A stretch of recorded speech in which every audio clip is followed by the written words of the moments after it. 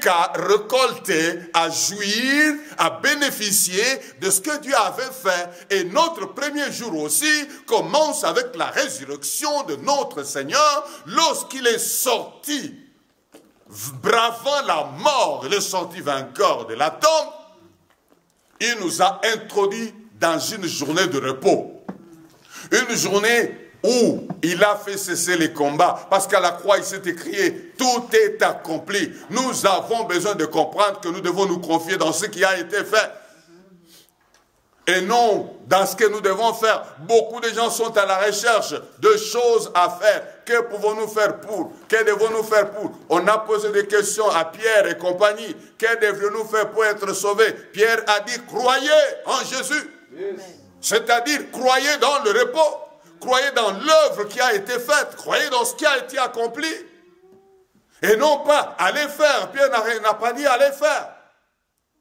Bien-aimés, notre victoire a été accomplie une fois pour toutes à la croix. Aujourd'hui, nous avons besoin de croire dans la victoire. Nous avons besoin de reconnaître que l'Éternel est Dieu. Lorsque nous voulons nous mettre à faire des choses par nous-mêmes, par nos moyens, par nos façons, par nos luttes, nous nous arrêtons et nous arrêtons Dieu. Nous avons besoin de comprendre qu'il a tout accompli à la croix. Nous avons besoin de comprendre qu'il a fait cesser les combats, qu'il nous a introduits dans le repos. Jésus est notre sabbat, il est le repos que Dieu nous a donné. Nous avons besoin de nous identifier par rapport à l'œuvre qui a été accomplie. Nous avons besoin d'accepter l'œuvre accomplie par Dieu en son Fils Jésus à la croix.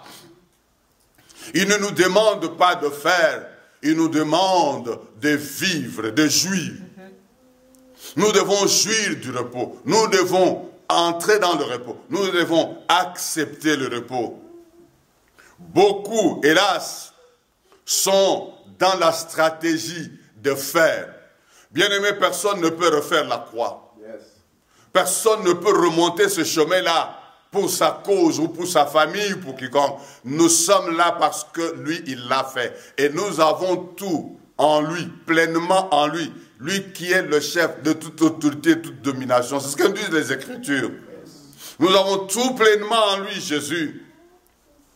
Nous devons nous reposer en lui et ne marcher que selon ce que lui nous dit. Et nous avons besoin de faire notre part, c'est de croire et marcher dans le sens de ce qu'il dit. Il dit, il l'a fait, il l'a fait. Et moi, ma part, c'est marcher dans le sens de ce qui a été fait. Ce n'est pas d'aller encore refaire le chemin. Non. Beaucoup ont des problèmes, beaucoup échouent, beaucoup ne réussissent pas parce qu'ils veulent refaire le travail qu'aucun homme ne pouvait faire. Le travail pour lequel Dieu seul a envoyé son Fils. Il a regardé sur la terre, nul n'était digne. Jean l'a vu dans l'île de Patmos lorsqu'il reçoit les visions. Personne n'était digne, ni dans le ciel, ni sous le ciel, ni sous la terre. Personne n'était digne. Et il a entendu une voix dire, l'agneau qui a été immolé a été trouvé digne. Le lion de la tribu du Juda, il est le seul qui a été trouvé digne de prendre le livre et d'en offrir les 7 sceaux. Aujourd'hui, beaucoup de chrétiens, ils nient même leur salut. Ils nient ce qui a été fait en leur faveur à la croix. Ils disent, parce que quand on dit qu'on est chrétien, on voudrait dire qu'on a accepté Jésus dans sa vie comme Seigneur Sauveur personnel. Mais quand après, on vit la négation, c'est-à-dire, on voudrait revivre et refaire, il faudrait dire, on voudrait refaire la croix. On voudrait mener son combat pour avoir ceci, mener son combat pour avoir cela, mener son combat pour être ceci. On ne croit pas dans ce qui a été fait. Dieu considère que c'est un blasphème contre l'œuvre qui a été faite à la croix. Nous avons besoin de croire dans ce qui a été fait. Que devons-nous faire? Non. Le faire a été fait. Vous n'avez qu'à croire dans ce qui a été fait. Vous n'êtes plus à l'étape de faire. Que devons-nous faire? Non, nous devons croire. Pour nous, le faire, se croire et marcher dans le sens de ce qui a été fait. Ce qu'il nous dit qui a été fait. Notre capacité est en lui. C'est ça le repos. Notre force est en lui.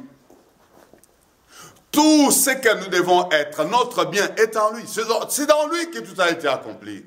J'aimerais que nous puissions prendre un autre texte dans le Nouveau Testament qui va encore très bien nous exprimer cela. Ce sont les déclarations du Seigneur Jésus lui-même. Jean chapitre 15. Ce texte, vous le connaissez. Jean chapitre 15, nous faisons notre lecture à partir du verset 4.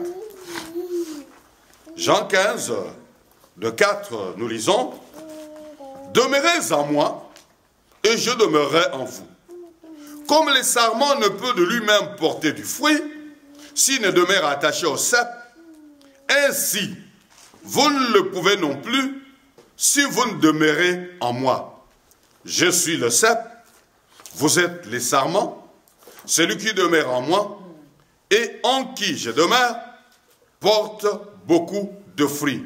Car sans moi, vous ne pouvez rien faire. Ça mérite d'être souligné. Sans moi, vous ne pouvez rien faire. Amen. Amen. Sans moi, vous ne pouvez rien faire. Yes. Et c'est ça la vérité. Donc le repos, c'est lui. Il dit, demeurez en moi. Demeurez en moi. Sans moi, vous ne pouvez rien faire. Demeurez en moi. Le repos, c'est ça, c'est demeurer en lui. Le repos, c'est être en lui. Le repos, c'est marcher en lui. Le repos, c'est résister en lui. Le repos, c'est se battre en lui. Parce que c'est lui qui a vaincu. C'est lui qui a fait cesser le combat. Demeurez en moi. Il dit le sarment ne peut produire de fruits de lui-même. Je m'imagine mal que le sarment dise au cep, donc à l'arbre, écoutez, je suis en train de lutter, de me battre pour porter de fleurs, de me battre pour porter de fruits afin de te satisfaire. C'est comme ça que beaucoup de gens réfléchissent. Ils pensent faire des efforts pour produire des fruits qui satisfassent Dieu. Non, ça ne se passe pas comme ça. C'est Dieu qui produit en nous le vouloir et le faire selon son bon plaisir. C'est Dieu qui réalise cela en nous. Amen. Nous ne pouvons pas lui dire, bon Seigneur, je vais faire des efforts pour porter des fruits qui te soient dignes. Je vais faire des efforts pour être agréable. Je vais faire des efforts pour marcher avec toi. Non, il dit, le sarment ne peut de lui-même porter de fruits s'il n'est attaché au cep. Yes. Et lui, il a dit, je suis le cep et vous êtes les sarments. Donc vous êtes les branches, moi je suis la plante. Bien aimé, la vie de la branche vient de la plante. Et la plante, elle est dans, la branche, elle est dans le repos. Elle voit simplement le feuille sortir. Elle ne comprend pas comment le mécanisme se fait. Nicodème a posé la question à Jésus à ce sujet. Comment à mon âge je peux naître de nouveau? Dois-je rentrer dans le sein de ma mère pour naître? Il lui a dit ces choses. On ne peut pas le comprendre de cette façon-là. Il dit, ce qui est né de l'esprit est esprit, ce qui est né de la chair est chair. Il lui dit, le vent souffle. Tu en entends le bruit, mais tu ne sais d'où il vient et où il va. Il en est ainsi de tout homme qui est né de l'esprit. Le sarment ou la branche, elle est dans le repos produisant le fruit, produisant le feuille, produisant les fleurs. Elle est dans le repos parce que la puissance est dans la plante. Et Dieu est notre plante. Et il dit, arrêtez, sachez que je suis Dieu. Sachez que je suis l'auteur de tout. Dire je suis Dieu, c'est aussi dire je suis l'origine. Yes. Vous ne pouvez rien par vous-même. Vous ne ferez rien par vous-même. Vous n'aurez aucune capacité par vous-même. Sachez d'abord que moi, je suis Dieu. Oh, bien-aimés dans le Seigneur, nous avons besoin de le réaliser. Nous avons besoin de le comprendre. Que, comme sarment, comme branche, nous sommes attachés sur la plante. La plante communique la sève qui nourrit et qui donne la vie. Bien-aimés, c'est que beaucoup ont ignoré cela. Que nous sommes les branches attachés à la plante qui est Jésus. Amen. Et en toutes choses, la capacité de faire nous vient de lui. La victoire nous vient de lui. La réussite nous vient de lui. Nous ne pouvons rien sans lui. Et beaucoup ont échoué parce qu'on leur a appris qu'ils devaient lutter pour faire. Lorsque je suis venu à Christ, j'étais très jeune homme. Et un papa qui m'a vu avec le zèle d'un jeune chrétien il m'a dit, mon fils, calme-toi. Ces choses-là, tu vas te fatiguer. Nous aussi, on était dedans. On a été avec le zèle que tu as là aujourd'hui. Je lui ai dit, ou tu as fait une mauvaise expérience, ou alors c'est moi qui fais une mauvaise expérience. Mais je te dis, je ne m'arrêterai pas. Et je ne me suis jamais arrêté. Amen. Quel était le problème de ce papa? Dans les enseignements qu'il a reçus, on lui a appris à faire. On lui a appris à se battre pour vaincre le péché. On lui a appris à se battre pour avoir la victoire. On lui a appris à se battre pour être ceci, pour être cela. Mais moi, on m'a appris que Christ a tout accompli, que je ne devais que me confier à la victoire du Christ à la croix. Je me suis confié dans cette victoire. Ça fait plus de 30 ans que je marche avec lui. Je n'ai jamais failli. Amen. Parce qu'il est ma force, il est ma capacité. Moi, par moi-même, je ne suis rien, je ne peux rien, je n'ai rien comme moyen. Mais je ne suis qu'une branche attachée à la plante. Et la plante donne tout ce dont j'ai besoin à la branche que je suis, afin que je porte les feuilles qui ont été prévues, les fleurs qui ont été prévues, et qu'enfin viennent de fruits. Et il a dit, sans moi, vous ne pouvez rien faire. Et je le reconfirme, sans lui, nous ne pouvons rien faire. Nous sommes appelés à entrer dans le repos du Christ, à vivre la vie de Christ, à expérimenter les moyens de Christ, à vivre ce qu'il a accompli à la croix. Ainsi, comme branche, nous devons demeurer attachés à la plante et attachés à la plante comme branche, nous sommes dans le repos, dans son repos. Le repos parce que nous ne travaillons plus. Nous nous jouissons du travail fait. Lui, il a fait le travail. C'est la plante qui pousse les racines dans le sol, c'est la plante qui puise la sève, c'est la plante qui propage la sève dans les plantes, et chaque branche de la plante a la sève qu'il faut. Même pas à peu près la sève qu'il faut pour qu'elle puisse porter de fruits. Et nous avons ce dont nous avons besoin dans ce qui a été accompli. L'effort que nous devons faire, c'est l'effort de nous attacher à lui. C'est l'effort de demeurer en lui. C'est l'effort de vivre par lui et pour lui.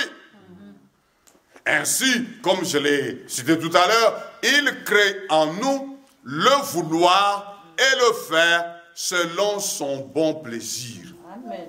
C'est un plaisir pour lui de nous voir réussir. C'est un plaisir pour lui de nous voir avancer. C'est un plaisir pour lui de nous voir atteindre des prouesses. C'est un plaisir pour lui de voir des miracles, prodiges et signes se réaliser dans notre vie. Parce que là, on le reconnaît comme Dieu. Lorsqu'il fait cesser les combats, il dit, arrêtez, sachez que je suis Dieu. Je règne sur la terre, je domine sur les nations. Il est Dieu, il veut qu'il soit ainsi connu. Il veut qu'il soit reconnu même de cette façon-là. Nous avons besoin, bien-aimés dans le Seigneur, de vivre les triomphes, le règne, la victoire de notre Dieu. Nous avons, bien-aimés dans le Seigneur, besoin de vivre dans le repos. Vous savez, lorsque quelqu'un marche à pied ou l'autre est sur le vélo et l'autre est dans le véhicule et que ceux-ci doivent aller à un même point, nécessairement, celui qui est dans la voiture arrivera avant tout le monde. Mais celui qui est dans la voiture, comment a-t-il marché? Il a marché dans le repos. C'est la voiture qui a marché à sa place. Vous comprenez cela?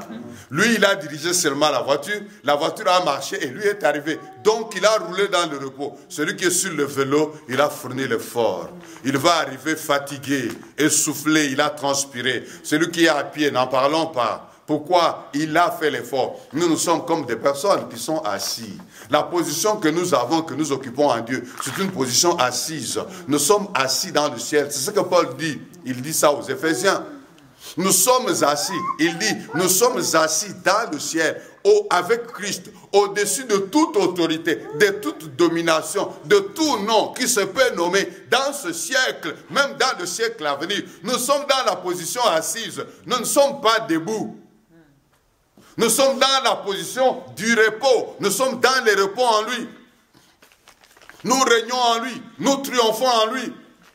Nous avons besoin de prendre conscience de ces choses-là. Nous avons besoin de comprendre cela. Bien-aimés dans le Seigneur, nous devons réaliser et comprendre que nous sommes dans la position assise parce que nous sommes assis dans celui qui a fait l'œuvre, celui qui a tout accompli, celui qui a fait cesser les combats. Lorsque je dois marcher avec lui, je dois chercher à comprendre quelle est sa pensée, quelle est sa vision. Et lorsque je comprends la vision,